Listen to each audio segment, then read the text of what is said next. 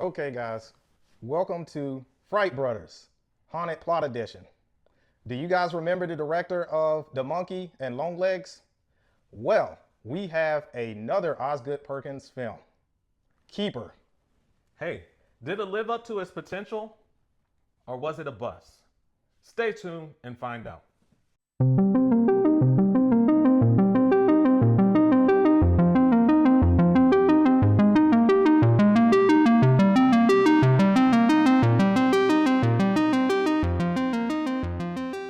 Keeper, 2025, is the latest slow burn psychological horror from director Osgood Perkins, known for his eerie, atmospheric style in films like Longlegs and The Black Coat's Daughter. The screenplay is written by Nick Lepard, and the film stars Tatiana Maslany as Liz and Russell Sutherland as Malcolm. With a small supporting cast that pops in to stir tension when Liz's world begins to unravel, Perkins once again leans heavily into mood, dread, and surreal imagery, crafting a story that's less about monsters in the woods and more about the monsters inside your relationship. Maslany's performance is the heart of the film, grounded, vulnerable, and slowly cracking under the weight of isolation and suspension. Ryan, what were your positives for this film? Okay, so for me, I know we have a difference in opinion on the film. I thought the movie really does play on building a sense of dread. There were moments in this film where I was kind of feeling a little bit nervous throughout the film. Like there were just those moments where the build up just was like, it hits you in the right spot. Like, I don't know how to explain it very well, but the use of the sound design at certain points, then you have the camera shots are being basically not normal. Like they'll have shots where the angles are off, like they'll have shots around a corner of a room instead of giving you the whole room to see what's going on. And then you have just little things happening in the background, and then you're looking, it'll have you focus on an object, and then all of a sudden that object starts moving and stuff like that. And then you'll have one object being focused on in the back or in the forefront, and then another object moving in the background, and you can't really see what it is. So I thought it did do a good job of playing on my sense of dread and build up. The only issue is I just didn't like the ending and the conclusion. So what about you? What did you think about it? So for me, this film was a bit of a concern. However, some of the positives that I had about this film was, number one, Tatiana Maslany's performance was impeccable. She carried the weight of this film. This film relies on her heavily, from the opening scene to the final scenes of the movie. In fact, the majority of the movie is shot looking at her facial expressions and what she's doing and how she's maneuvering here through this log cabin in this luxury area. So I would say that's one positive. Another positive that I have about this movie is the ideas that this movie presents. So there are several ideas about you think you know someone, but maybe you don't, that come up throughout this movie. And so I really enjoyed those aspects to it. And it also makes you question, do you, when you're choosing to date someone, are you choosing someone based off of how they look good on paper? So for example, here we have the protagonist, the male, or who actually ends up being something else, but let's call it the male protagonist, who's a doctor. And so Malcolm is a doctor. He looks like he's got it going on financially. He has this luxury cabin that is kind of his estate away from home and stuff like that. So it looks like on paper everything is working out for him, but we find out that that's not the case. So I really enjoyed that. And then also I have to agree with Ryan, the suspension of the movie, you not knowing when something bad is going to happen, and then it putting you in this eerie suspense that it will happen. I thought those things were good. Ryan, what were your negatives about this movie? Okay, so the main things I knock films like this for are when you don't have many characters. So this is one of those films where you're not gonna really have any characters. You're only gonna have like maybe 3 real characters the whole movie. Kind of like how when we did our Strangers franchise review series where I was knocking the first Strangers from 2008. So that's one. And then number 2, the setting. This setting is a good setting. The issue is we don't have enough setting changes throughout the film, so it doesn't keep me engaged. I would, rather the film have a variety of setting changes to keep me engaged, so I know what, basically not know the possibilities of things that could happen. It's like whenever you limit your settings and your characters, it's not that hard to figure out what is going to happen in the film. It makes the film a little bit more predictable, and that's what we don't want. We want to have a film that's unpredictable, but also have a good conclusion. And that brings me to my next negative. The film's conclusion is a major letdown. It just did not make any sense at all. So those are my negatives. What about you? So we have some major issues with the acts of this film, particularly acts 1 and 2. They are, if I were to give an analogy, it would be like needing a truck, and you need a off-wheel or 4x4 truck to go do some major off-roading stuff, and you're given a Ford F-150 4x4 without any wheels or tires. And so the first two acts, acts 1 and 2, do not really have the tires and wheels to get them going. And what I mean by that is when we look into Act 1 and Act 2, the story, there's no meat on the bone as to what's happening. It's kind of always posing a question, but never answering the question or giving us clues as to what is going on. And then in the final act, you have this humongous monologue given by Malcolm that explains everything, but it's not something that was well structured or earned. The film didn't earn it because it didn't give us our clues in the opening Act 1 and then Act 2, and it kind of just shoehorns, oh, this is what you were supposed to know this whole time. Ta-da! And so I had some issues with it, and then also, like Ryan, it didn't have enough actors in the movie. We basically had 2 actors in the movie, and then 2 other minor characters in the movie that appear. Outside of that, we really don't have anyone in this movie. So it needed more meat on the bone.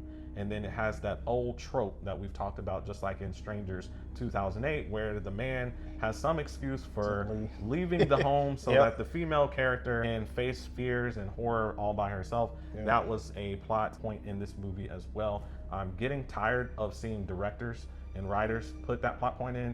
You guys are professionals. I believe you can do better. It's been around way too long and it's been copied too many times.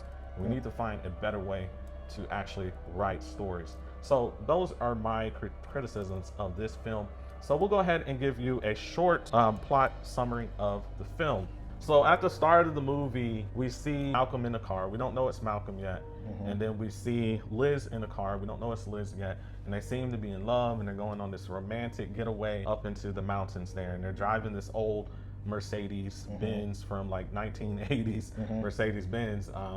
And we get some montages and flashbacks, and it shows women of different eras and eras there. And so you see like one woman that looks like from the 50s, and then another one from another decade, and another one from another decade, and then more from other decades. And so you're getting this perpetual or progressive montage of different women. And you see that the way that the camera is viewing it is almost like it's a man from the point of view of a man looking at these women in dating relationships or in compromising positions. Like one is in the bathtub, another's, you know, out and about in the fields, another one's at this bar or this dinner table restaurant.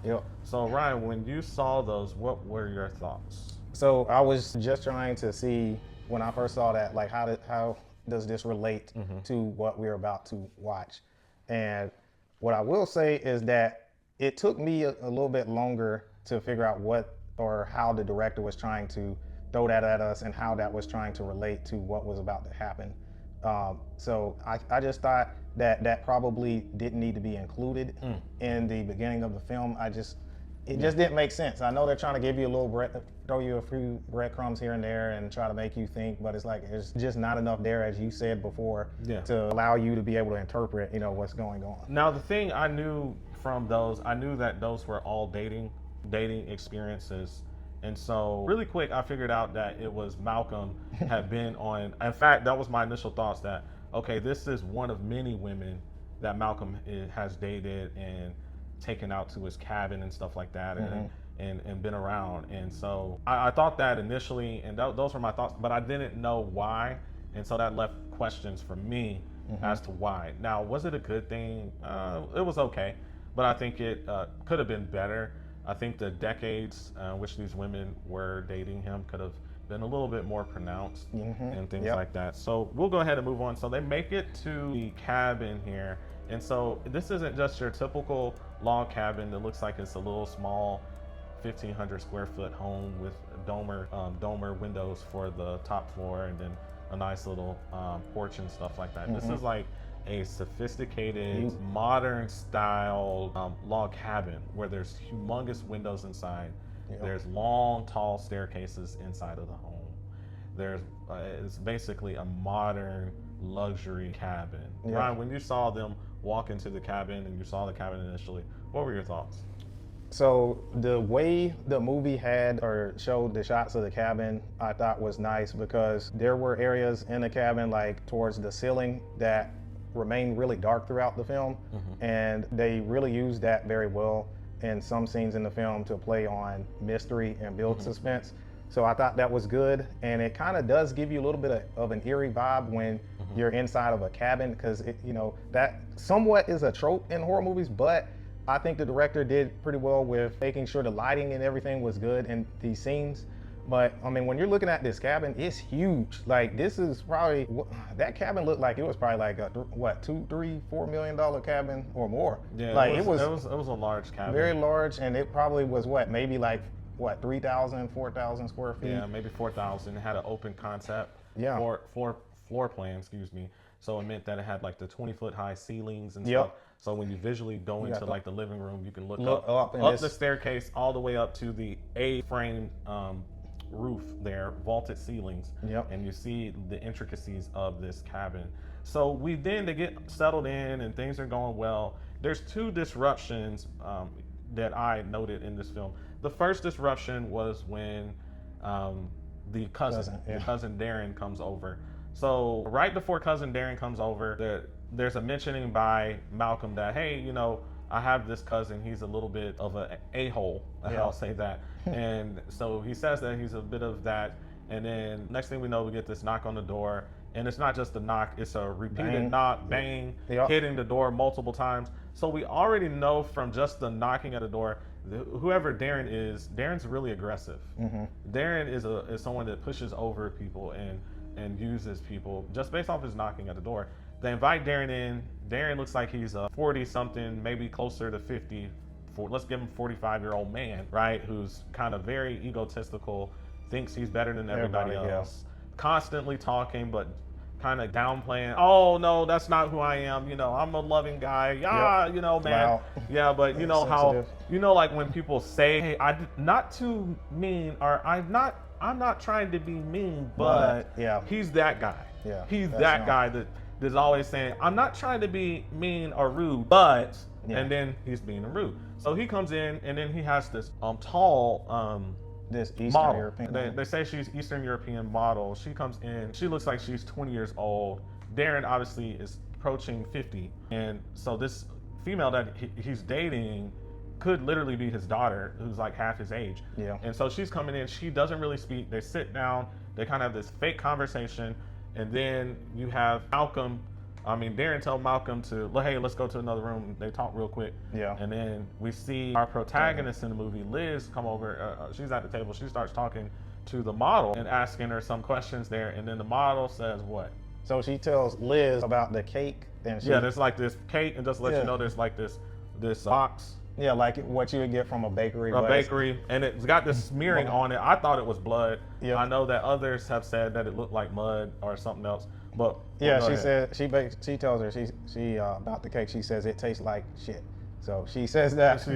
She says that, and that in very Russian or like an Eastern European type dialect there. And so that's all she says. Then by that time, both Malcolm and Darren come back in, and then Darren leaves out with the model, and apparently Darren has a cabin that's exact replica of Malcolm's cabin, just right down, like 100 yards right down the road. And so we can actually see it from the distance there, same kind of cabin situation. So they've had those cabins for a while. And then the next thing we get, this kind of eerie vibe there, but it kind of cools off because what happens is it looked like there's about to be an intimate moment between Malcolm, and Liz. Yeah. And they're there, and it looks like they're about to get frisky. But what happens is abruptly, Malcolm gets up, walks over to the cake over there and cuts her, tries to cut her a slice and asks her a question. Hey, do you like chocolate cake? Yeah. And it's almost as if they say they've been on anniversary. This is their anniversary. And it's like, how do you not know if your girlfriend doesn't like a certain type of cake? And you've been dating her for a year. It didn't make sense. Yeah. And she says she hates it and all this kind of stuff. And this is when I knew that he was a villain. Yeah. He still cuts the cake, puts it on a plate, serves it to her, tells her to eat it, and watches her eat it. Yep. He doesn't cut him a slice. He only cuts her a slice, tells her to eat it, and he's gonna stare her down until she puts that cake in her mouth and she eats it. And I knew at that particular moment, this guy is a villain. He's a nice guy. He's trying to be a nice guy, but really he's a villain inside. Yep. And so she eats the cake. They go to sleep. There's this weird scene where she gets out of bed, does like a sleepwalking type of thing, and then walks in and devours the cake. Yep. The whole cake, like grabbing it like animal style with their hands and just eating the cake. What were your thoughts when you saw that, Ryan? So I was just trying to figure out, what does this cake do? Like, obviously they're putting an importance on this cake. Yeah. So there's something going on with this cake. And I think during that scene where she's eating the cake, we notice something about the cake. Like, we see something in there, like it might have been a finger or some type of flesh or something up in there, but it was not a normal cake. So yeah, she devours it, and then they show them up and about getting their breakfast the next morning. He notices that the cake has been eaten and thrown into the box, has been thrown into the trash, and then she's acting bizarre, like she's over there just doing her art stuff, drawing and stuff, and keeps drawing and drawing. And we notice it takes the actual camera looks at what she's drawing, and it shows all these different women, kind of like what we saw in the montage, that look like they're in fear or they're panicking or they're screaming. So that's what she's drawing. And then we see those kind of instances where there's like, she's in the shower or the bathtub, and then something is drawing a heart using condensation on the glass windows of the cabin, and we see kind of this eerie thing, and then we'll see a silhouette at times of some type of creature in the background. And then in the second act there, what happens is that the doctor leaves. So he basically leaves. What was his reason for leaving, Ryan? So he said he had a sick patient, I believe that was a hospice patient, I want to say. So someone that waking was up from dying. the coma? Yeah, someone that was dying at the time, and he had to go into town to treat them. And so that was his excuse for leaving. His excuse for leaving. Now, if it were me, and let's say I had a fiance or a girlfriend, and we had a trip get together, and then she says, "Oh, you can stay at my house in the woods, and I'll be back here this evening because I'm a doctor and I have to go to an emergency." I would tell her, "Okay, well, you can go, but I'm going to go ahead and call myself an Uber and go back to my home. And then when you're done, you can come and we can meet up and go back to the woods there." That's how I would have done it, because I don't know if that's just a male thing for that, but I just don't, unless I'm married to somebody, I don't want to be hanging out at a person's house without them present there. It just, something doesn't seem right about that. Now, if we're married, that's fine, but we're not married, I'm going to go back to my place. I'm not going to hang out there. Ryan, what are your thoughts? Now, I believe he might have left her there overnight, didn't he? Because I think she slept. He told her he was coming back at 6. Yeah. But he didn't come back until the whole next day. And so we later find out that what happens is, while she's there, she's starting to see these little weird things behind her. They're showing the shots of these creatures that seem to follow. One is like rising up, and the neck is coming out of the ceiling there and looking down on her. And then you have other situations where she's walking up, and then behind her there's like a silhouette walking, and there's something's there, and she kind of gets that feeling something, but she can't see it. And then we have our best friend Darren come up again, cousin Darren, and Darren's adamant about getting into that home. And at first she's like, "Well, no, I don't want you here yet because Malcolm's not here." And then he's just pushing. He keeps banging and stuff, and like, "Yeah, you are not going to let me into my family's home?" Come on. And then so he's being pushy. He gets inside. She lets him inside the home. She thinks that he's going to get something and then walk out. He makes himself at home. He's he brings in alcohol and saying, "Yeah, we'll treat each other to some alcohol here." And then he starts getting it all together. And then we see him get this Meat cleaver. Meat cleaver. I'm like, is he about to kill her? Yep. And so I'm thinking she's in the bathroom. I'm like, she better watch out, because Yeah. when she get out of the bathroom, he's gonna try to take her out. Yep. And then we find out that he has the meat cleaver. We think he's going to kill her, but then something just chops his head off. His head. And just takes his body on with him. Yeah, we see his head like it was dangling, like there was still like flesh attached to his neck, and he gets just pulled up in the ceiling, and we're just like, what happened? What And just happened? She finds his watch, like this is Yeah. like some Rolex. A some Rolex, thou- a gold some- Rolex. in the sink in the garbage disposal. Yeah, and it's stuff. on. It's like, and it's just Yeah. ripping up the Rolex watch. And then we Yeah. see she's looking around. She sees over near her. She looks behind her, and she sees like this old type looking creature with a bag over his Yeah. head. Yeah. And it's It's talking. just looking. It's like and it's like, and I was like, oh my word, this is getting weird. And then all of a sudden, Malcolm comes back. And what was the look, the expression that Malcolm had when he comes back? And she's there. So Malcolm is shocked because He's like, he's like this. Yeah. He's like, he did a jump scare. He's like, Yeah, oh! he's wondering how she's still when there. she said hello, when Liz said hello, they've been dating for a year. Mm-hmm. He left her at the home, so he should know she's at the home. She says hello, and he Yep. thought a ghost and came Yeah. and talked to him the Yep. way he just jumped and shocked. Yep. What were your thoughts? So we knew that there was something sinister that had been planned. Yeah, something had been planned. She was not supposed to make it. Based Yeah. off his reaction and how he did a jump when he realized that she was still there, Yep. he expected her Heard it. not to be there. Yep. And so that means he expected her to be dead, because obviously she had no car to go anywhere. Yeah. So where else would she have gone? So we find out she's at this time on alert. She's like, there's something you're not telling me. Yep. She goes to the bathroom, tries to lock herself in the bathroom, And finds like that this little picture. old picture of Him and some Malcolm, woman. with a lady from the 50s or whatever. And she says, can you explain this? And then he's like, what do you mean? What do you mean? He tries to play dumb. Yeah. And then obviously she's catching on. She thinks it's probably his family, like his wife or something. That he has kids and a family. Which is something that her Her friend had called had earlier. been telling Yeah. her the whole Something time is up. whenever they have voice calls or a Yeah. little, what do you call those on the iPhone? FaceTime? Yeah. FaceTimes and stuff. And then at that point, she's like, well, I'm leaving. I'm leaving. Yeah. This is weird. I'm leaving. And similar to Barbarian, what happens is that he's like, oh, no, you're not leaving. Kind of Yeah. like Keith and Barbarian did to Tess. Yeah. He's doing the same thing Malcolm's doing to Liz, blocking her from leaving. Obviously, that's a bad interaction there. It's not innocent. Guys, that's kidnapping. It's when you Holding try her to hostage, yeah. obstruct people from leaving a building that they don't want to be a part of. That's kidnapping. Okay? Yeah. So he's basically putting her in a kidnapping situation where he doesn't want her to leave, will not allow her to leave that log cabin. And then he sits down reluctant because of the force, because Malcolm is this huge man. Yep. He's this towering dude. He's much larger than the regular man. He's probably like 6'2", 3, Yep, maybe he's tall. 240, 250. She's probably like 5'6", 120 pounds. So he's got a size advantage over her. And he then does this monologue that we were telling you about He to just- try to piece this story together. Spills So the what beans. does he say, Ryan? So he basically tells her about the woman that he and his cousin found back in 200 years ago. 200 years ago in the 1800s. So he's over 200 years old. We found out, that he's 200 years old, and then Him and his cousin, him and his Darren. cousin, they both went and they saw the woman Yep. at the creek, and they shot and killed her.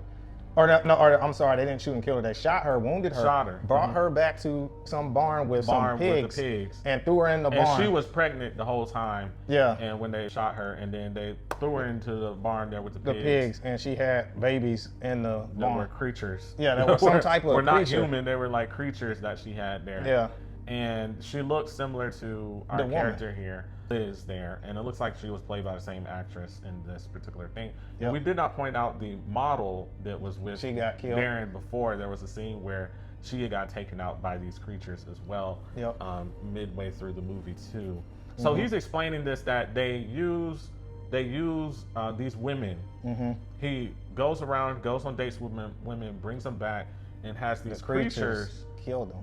take them out and I guess eat them and use them as sustenance. And we see these creatures how they seem to have the heads of different women. Yep. Like one of them has like three or four heads, of and like different eyes, women and different eyes and stuff and different voices. And Yep. it's talking. And another one comes out and another one, all that stuff. So we find out that, and she was supposed just to be the next in line, so that Malcolm and Darren can remain younger, remain basically youth. the fountain of youth. Yep. There and be able, or tuck everlasting, if any of you've read that book, and be able to live forever and never grow old. Yep. And so that's the story. So he's trying to keep her in there because he's called the creatures and believes the creatures are going to come and take her out. The creatures do come, and then they do confront her. Yep. And we think they're going to take Kill her her. out and stuff, and they're using all this, and they look ugly and weird and stuff Yep. like that. But before we see them take her out, it jumps back, and then we see a man hanging up upside down who is very old looking, look like he had aged hundreds of years, old man. And we find out that's Malcolm being tied to a tree upside down. Yep. And then comes out our protagonist, and what does she do? She tries to feed him that cake. Tries to feed him the same chocolate cake that Yep. he had fed her earlier. He's reluctant to eat it, Yep. but then she forces it into his mouth, and so he takes some bites of it, and then from there there's like this big jar or bucket honey or something. of honey, and then I guess She lowers him. lowers him down into it. Yep. His face down into the honey as a preservative, and so we see Malcolm pass there. Were there any other scenes that you can think of after that? So that was pretty much the movie. Now, the scene that kind of makes me know that there's a correlation in between two movies, or this movie and another movie, was when Malcolm had the tapes, and he's writing her name. He was writing down. So we know that this movie was written, the story was written by Nick Lepard, the same writer for Dangerous Animals, which is a film I actually really enjoyed. Yeah, that we've seen. Yeah, so we, there's a little bit of some similarities in writing. Where you have the stalking man, Yeah. who's writing down and keeping his little treasures of his prey victims there. Yeah. And so we did see that. So that was pretty much the movie. So Ryan, what are your final thoughts and Fry Brothers score for this movie? So with this film, I'm going to be off on a limb, and the small percentage of people that actually thought the movie was decent, and it is watchable. I would say that this film, on the Fright Brothers grading scale, I'd give it a Bark Plus, and on a just regular grading scale from 1 to 10, I'd say it's a 6 out of 10. What about you? For me, I want to first talk about my thoughts. My thoughts of this movie is that it had a lot of interesting components to it. As mentioned earlier, it didn't quite fit those components there in the narrative format to make it a cohesive storytelling. And so for that reason, I can't give it more than a bark. It had good ideas that just weren't executed appropriately. We needed to see more of the flashbacks throughout the film. We also needed to invite more characters to interplay in the film. So who is Malcolm? How does Malcolm interact with other men and other women? We never got to see that outside of Darren. Yeah. And then who is Darren? Outside of them telling us who Darren is, and Darren playing this really unlikable character, the actor, a real quick unlikable character. So I wanted to see more. And then I wanted to see less monologue about what is actually going on. I wanted to do more of a show, not tell, but what it did is tell and not quite show in Acts 1 and 2. So for that reason, I would have to give this film a very mediocre score of a bark. Okay. Okay, so Ryan, what are some of the reviews and projects that we're working on? Okay, so we're working on finishing the Scream franchise. We're going to be also doing some movie news. And then we are also going to be pushing out like some holiday horror content coming up, because we got Thanksgiving. So like the Thanksgiving movie, and then some more when we get towards December, like Silent Night, Deadly Night, when that comes out. But yeah, I mean, we got a lot of content to push out. So Okay, so remember, Fright Fam, be be watchful.